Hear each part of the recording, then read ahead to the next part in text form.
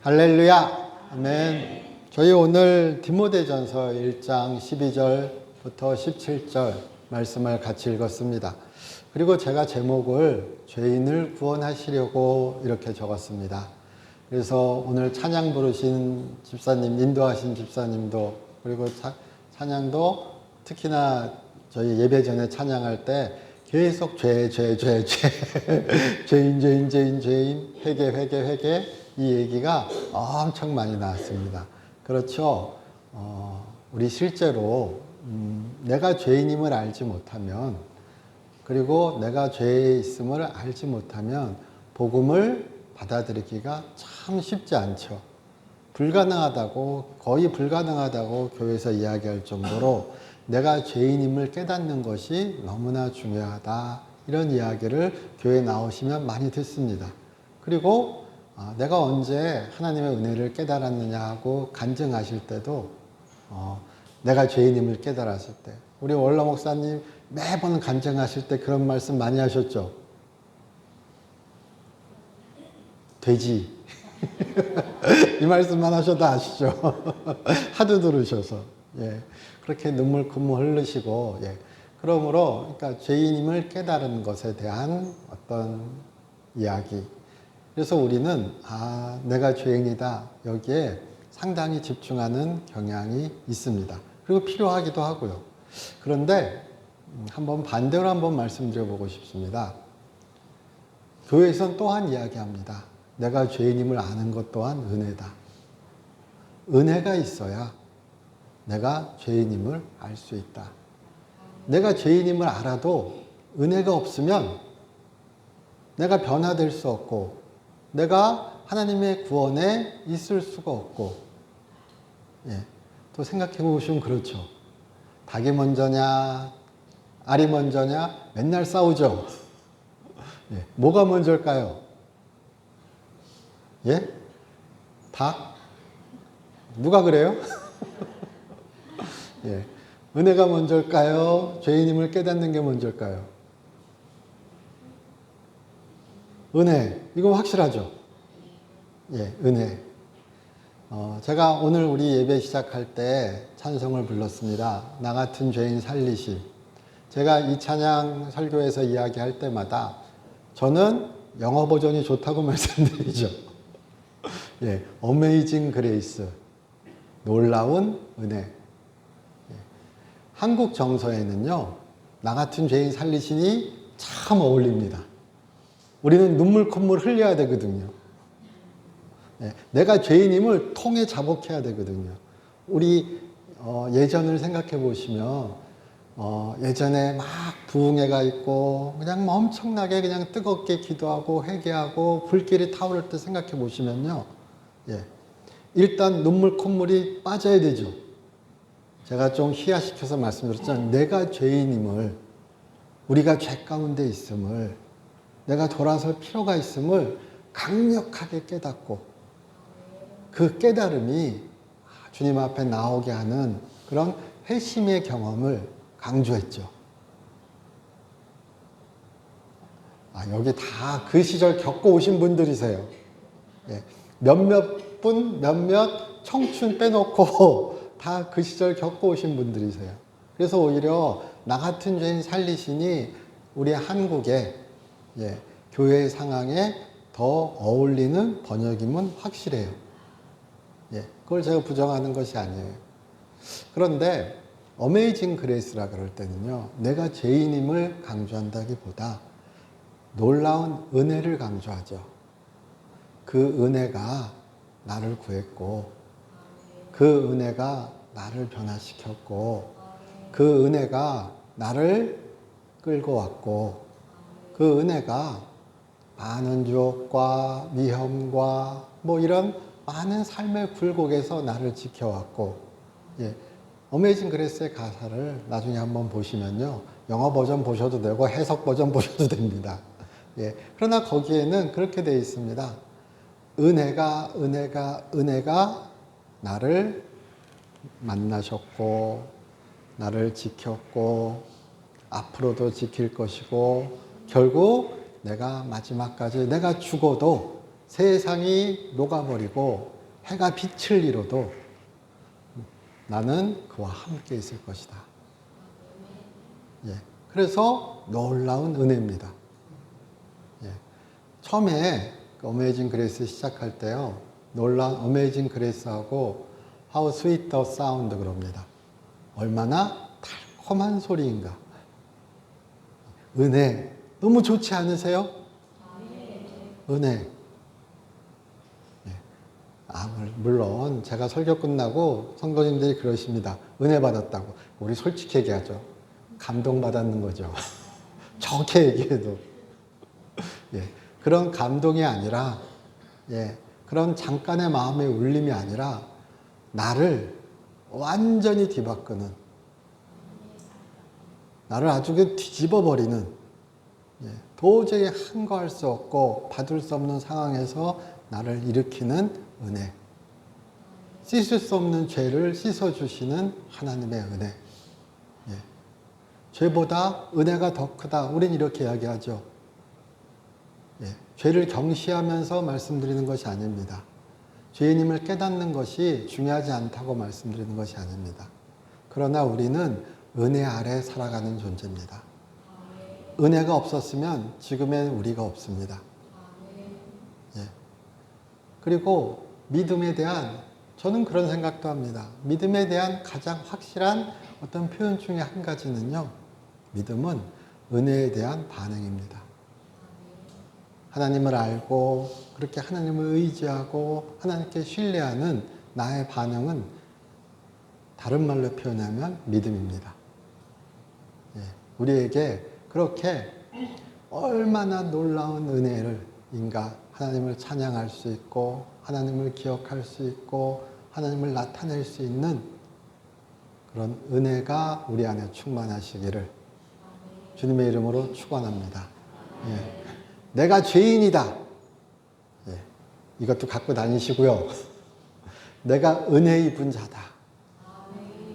나는 그 은혜를 전하는 자다.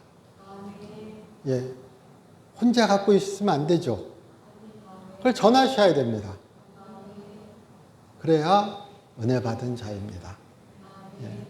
오늘 사도 바울의 이 본문도요, 디모데전서 1장 12절부터 17절 이렇게 우리 같이 읽었고, 보통은 디모데전서, 후서, 그리고 디도서를 합쳐서 목회서신이라고 흔히 교회에서 표현합니다.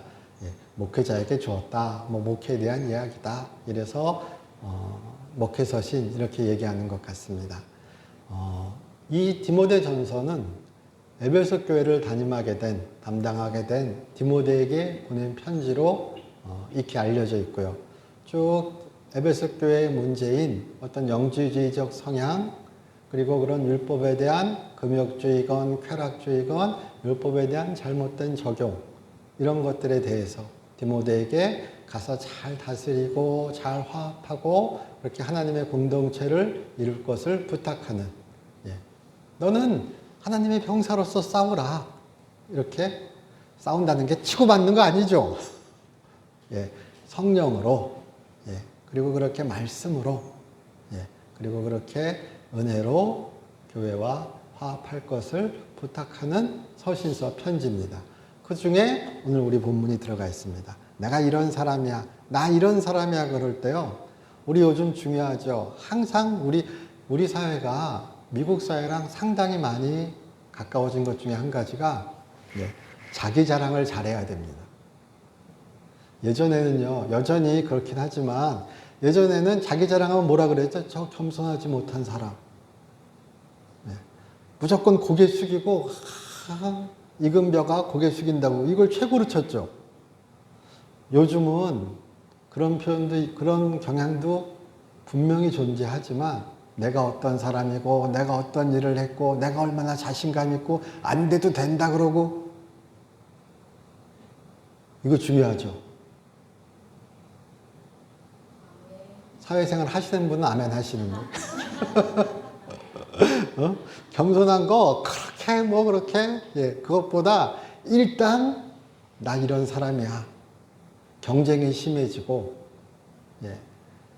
자리는 부족하고 더욱더 나를 알리고 나를 나타내고 막 그래야 됩니다. 그런 경향이 많이 생겼죠. 근데 사도 바울이 참 이상한 이야기를 합니다. 내가 죄인 중에 괴수라. 우리 감성에 맞죠. 예전 감성에 맞죠. 내가 죄인 중에 괴수라.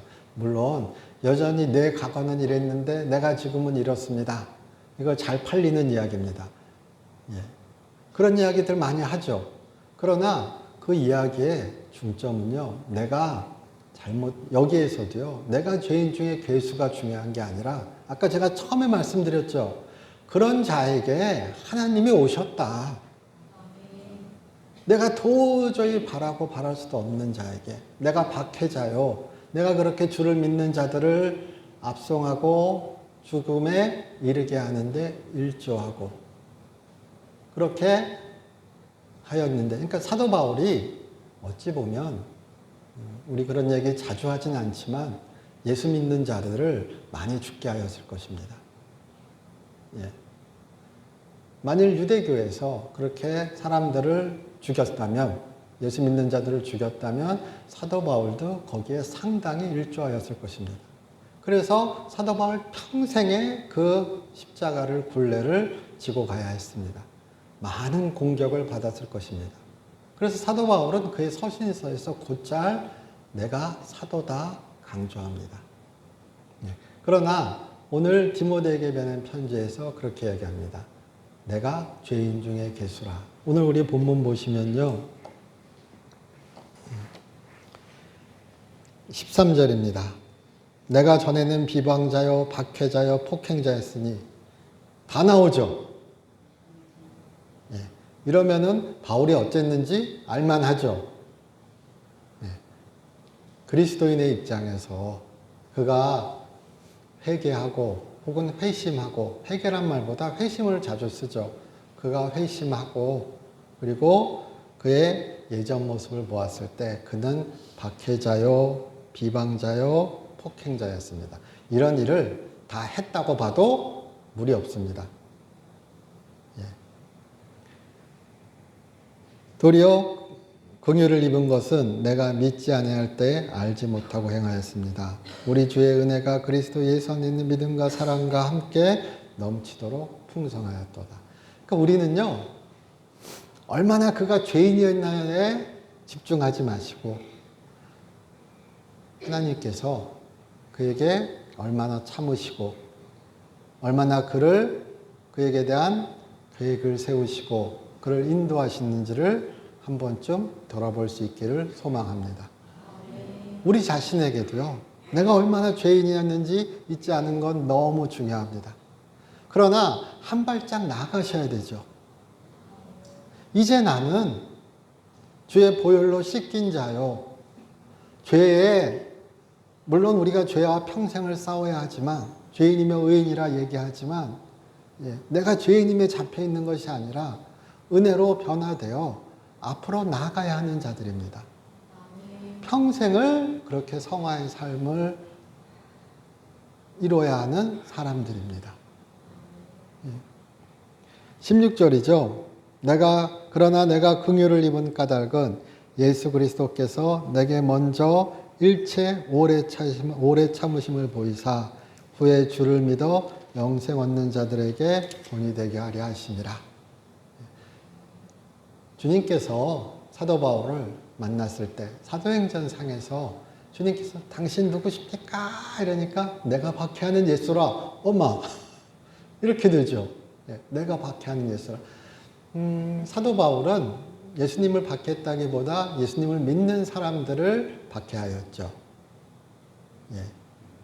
근데 주님께서 말씀하십니다. 내가 박해하는 예수다. 그렇게 그가 흘리게 한 피, 죽음, 그런 치명적인 그런 죄의 무게가, 그리고 그 얘기가 사도 바울에게 주님께서 만나서 이야기하실 때 그 사람이 나다. 그렇게 말씀하신 거죠. 우리 이런 이야기 많이 들으시죠? 주님께서 말씀하실 때 그 작은 자를 도운 자, 그쵸? 가난한 자, 작은 자, 어린 자, 힘든 자를 도운 자에게 나를 도왔다고 말씀하시죠. 그냥 하는 이야기가 아니죠. 그 얘기는 바울을 만났을 때도 그렇게 큰 기독교적 변혁이 일어나는 어떤 터닝 포인트에서도 하신 말씀이세요. 그가 평소에도 하셨던 말씀일 것이고요. 예. 자, 그럼 옆에 한번 보세요. 이분에게 잘하셔야 돼요. 예. 그렇죠. 또 집에 있거나 또 같이 오던 가족도 한번 생각하세요. 그분에게 잘하셔야 돼요. 왜냐고요? 주님이 기억하세요. 예. 나중에 꿈에 나오실지 몰라요. 그래서 네가 박해하는 예수다. 부부싸움 하셨는데. 그를 막 그냥 저 인간 좀 데리고 가주세요. 막 그러셨는데 주님이 나오셔서 내가 박해하는 예수다. 제가 좀 과장되게 말씀드리지만 삶에서 사랑이 나와야 되죠. 그리고 하나님은 그러시길 원하시는 거죠. 물론 사도 바울은 주님께서 사도 바울에게 그렇게 말씀하셨습니다. 내가 너를 이방의 사도로 세울 것이다. 네가 많은 박해를 받을 것이다. 그러나 사도 바울은 그 말씀을 진짜 평생의 신념으로 믿음으로 받았죠. 그래서 사도 바울은 그렇게 주님을 만났을 때 모든 것이 반대로 해석되었고 같은 사건이라도 반대로 해석되었고 그리고 그의 삶은 말 그대로 전환되어서 그러나 그의 삶이 전환되었다고 해서 그가 평생 타고난 열심이나 열정이나 어떤 그런 것들이 바뀐 건 아니에요. 열심히 예수 믿는 자 패고 다녔던 것처럼 열심히 예수 믿으라고 빨빨거리고 다녔죠. 이렇게 얘기하면 또 안 되죠. 너무 저렴하게 얘기 드렸습니다. 그 열심히 예수를 전파하는데 큰 역할을 하였죠. 잘못 사용되었을 때 내가 박해하는 예수라 소리를 듣게 하였던 그 열심이 그가 예수님을 만났을 때 은혜를 경험하였을 때 변화되었을 때 그 열심은 기독교 역사에 큰 전환을 이뤘죠. 그가 그렇게 평생을 돌아다니면서 열심으로 전한 예수님이 우리가 사도 바울을 존경하고 존중하는 이유 중에 한 가지잖아요.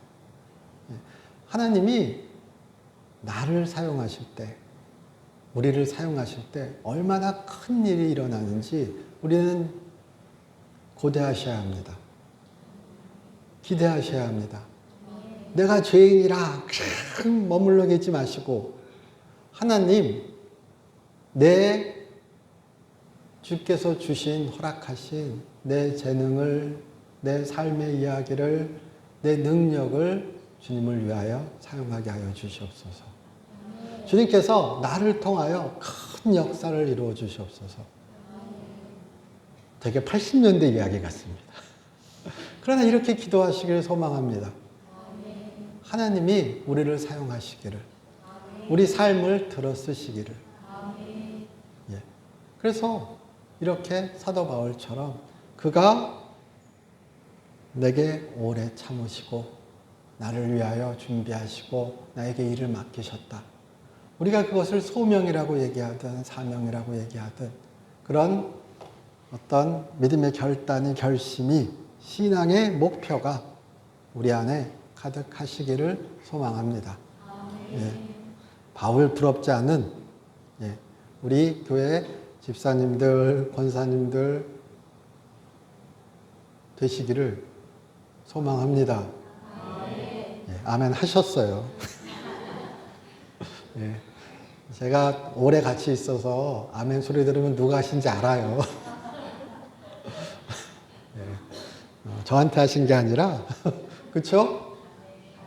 아멘. 저한테 하신 게 아닙니다. 하나님 앞에 약속하신 겁니다. 저희 그렇습니다. 사도 바울에게 있어서 하나님의 은혜는 제가 처음에 우리 말씀드렸던 Amazing Grace, 놀라운 은총은 그를 전혀 다른 길로, 은혜의 길로, 복음의 길로, 구원의 길로 이끌었습니다. 저번 주에 윌리엄 윌버포스 말씀드렸죠. 노예제 이야기하면서요.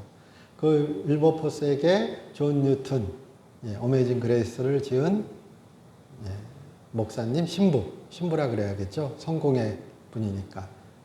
그가 존 윌리엄 윌버포스를 만났을 때 그가 그랬거든요. 의회가 너의 목회지다.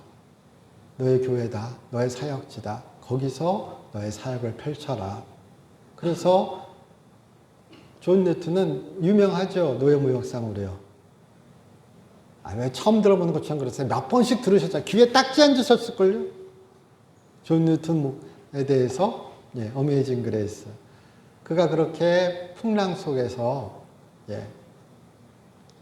깨닫게 되고 알게 되고 그리고 하나님을 만나게 되고 주님을 만나게 되고 그리고 그가 뭐 사도 바울처럼 확 그냥 바뀐 것도 아닙니다.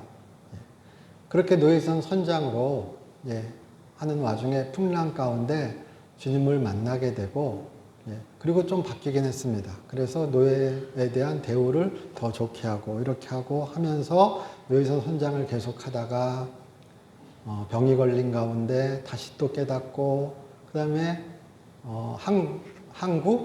항구에 무슨 세관사 비슷한 거 이렇게 또 하다가 신학을 공부하게 되고 그리고 결국 신부가 되어서 노예무역 폐지를 위하여 그에 또 큰 역할을 하게 됩니다. 그러니까 그의 평생에 걸쳐서 변화되고 살아가며 주의 은혜를 나타냈습니다. 노예무역이 폐지되고 그 해에 그가 사망합니다. 그리고 전주에 말씀드렸죠. 노예제가 완전히 폐지되고 윌리엄 윌버포스 그 폐지되기 3일 전에 사망하였다. 평생을 하나님이 그에게 주셨다고 생각하는 목표를 위해 달려갔던 거죠. 우리에게도 그런 열정이 살아나시기를 소망합니다. 우리 목사님, 원로 목사님 예전에 김익두 목사님 이야기 많이 하셨습니다.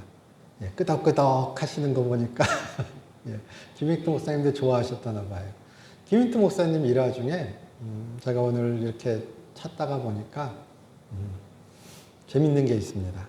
김익두 목사님이 황해도 신천읍에 이제 거기서 목회를 오래 하셨습니다. 그렇게 그 마을에 신천읍에 냇가가 있는데 그 냇가에 이렇게 다리가 있었겠죠. 건널 다리 옆에 안진뱅이라고 우리가 흔히 얘기하는 걷지 못하는 분이 그 구걸 적선을 바라고 매일 나와 있었대요. 그래서 김익두 목사님이 이렇게 지나다니다가 그 걷지 못하는 분을 보면 이렇게 몇 푼씩 지어주고도 그랬었대요. 근데 김익두 목사님이 성경을 보다 보니까 제가 맨날 소망하는 거 있죠. 사도행전 3장. 벌써 우리 권사님 웃으세요. 기억나신 거예요. 내게 은과 금은 없거니와 그렇죠. 그 구절이 김익두 목사님도 그 구절을 보시면서 베드로와 김익두의 차이점이 뭘까? 나도 이럴 수 있지 않을까? 그 생각을 많이 하셨대요. 근데 쓱 어느 날 그렇게 이제 또 성경 기억하고 막 암송하고 막 이렇게 가다 보는데 그 걷지 못하는 분이 김익두 목사님 자주 그렇게 도와주니까 그냥 지나가려고 하니까 부른 거죠. 근데 딱 김익두 목사님이 딱 보니까 주변에 사람이 없는 거예요. 그리고 한 번쯤 시도해보고 싶은 마음이 드는 거예요. 사람이 없으니까 안 돼도 괜찮죠? 들 쪽팔릴 것 같은 거예요. 이만 이 표현 써줘야 돼요. 그래서 이렇게 싹 둘러보고, 이리고 내가 이제 이렇게 해가지고 제가 읽은 글은 그렇게 나오더라고요. 앞에서 박수 딱 치고 나 좀 바라보라고. 그리고 우리 특유의 요즘 거 생각하시면 돼요. 어떻게 해야죠? 꽉 잡아야죠. 그리고 어때야죠? 외쳐야죠. 은과 금은 내게 없거니와. 그냥 열정적으로 외치셨대요. 그리고 어떻게 하셨나? 그 사람을 확 들었대요. 일으킨 거죠. 일어나야 되잖아요. 근데 김익도 목사님의 기운은 좋아가지고 그 사람이 번쩍 들렸다가 떨어진 거예요. 다리는 안 펴졌죠. 예, 아프다고 난리가 나고, 예, 김익도 목사님이 이렇게 보고, 아, 얼마나 황망했겠어요. 부끄러웠겠어요. 예, 근데 그런 생각이 들더래요. 베드로가 어디 둘러보고 외쳤는가? 베드로가 자기를 위해서 외쳤는가? 아니면 그 사람을 위해서 외쳤는가? 그렇죠? 베드로는 주님의 마음으로 그 사람에게 일어나 걸으라는 거죠. 깨달음이 오더래요. 그래서 너무 부끄럽고 그래서 교회로 당장 달려가서 7일간 금식기도 작정하고 눈물로써 기도를 시작하신 거예요. 그렇게 막 금식기도 하는 와중에 진짜 말 그대로 눈물 콧물 다 쏟으셨겠죠. 자신에 대해서 그리고 그런 주님에 대하여 생각하고 이해하고 그리고 짐승들도 그렇게 걸어 다니는데 저 불쌍한 자 일으켜 주시옵소서 구해 주시옵소서 눈물로 기도하였대요.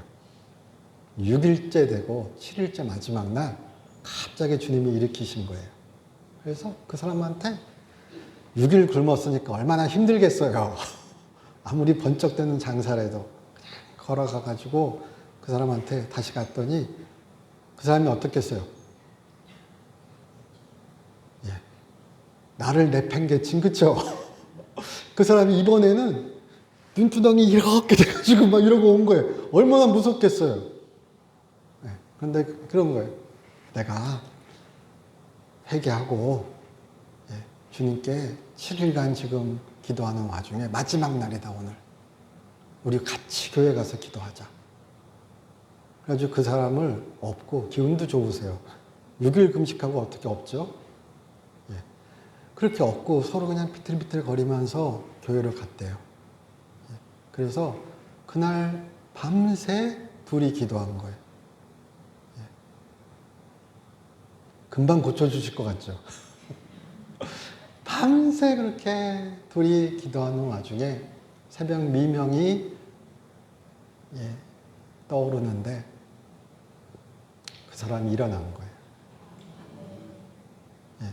아주 멀쩡히 일어나서 뛰면서 할렐루야 아멘 막 이러면서 김익두의 하나님 감사합니다. 우리 믿음 없는 분 딱 그러거든요. 믿음이 부족한 분. 예전에 원장님 사역하실 때 나사렛 그런 것처럼 김익두의 하나님 감사합니다 할렐루야 아멘. 그 소문이 온 땅에 퍼져서 말 그대로 김익두 목사님의 신유 사역의 이야기가 시작되었다. 그 후로 30년간 10,000명인가 20,000명의 병자를 고치고 150개에서 200개의 교회를 세우고 200명의 목회자를 키우고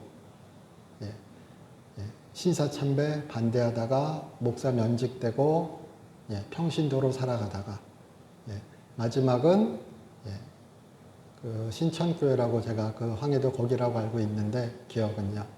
1950년에 아마도 공산 치하에서 그렇게 순교했다고 보통은 이야기합니다. 그의 평생은 주님을 만나 변화된 나로 살아간 겁니다. 제가 이런 이야기를 말씀드렸지만 김익두 목사님 그러면요. 메시지 명쾌하였대요. 죄인, 회개, 불같은 성령. 아까 나 같은 죄인 살리신 제가 괜히 말씀드린 게 아닙니다. 우리 한국교회의 정신은 나 같은 죄인 살리신입니다. 분명히요.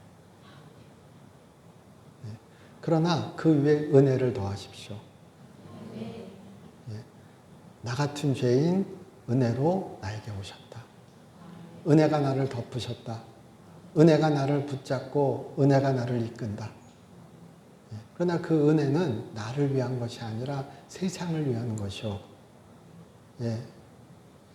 하느님께서 나를 쓰시고자 하는 그 길로 우리 가실 수 있기를 주님의 이름으로 축원합니다. 저희 기도드리겠습니다. 우리를 사랑하시는 주님, 주님의 은혜 가운데 우리 있게 하여 주시옵소서. 주님께서 사랑하셨음을, 오래 참으셨음을, 우리를 위하여 십자가의 보혈을 흘리셨음을 우리 잊지 않게 하여 주시옵소서. 주 예수 그리스도의 이름으로 기도드립니다.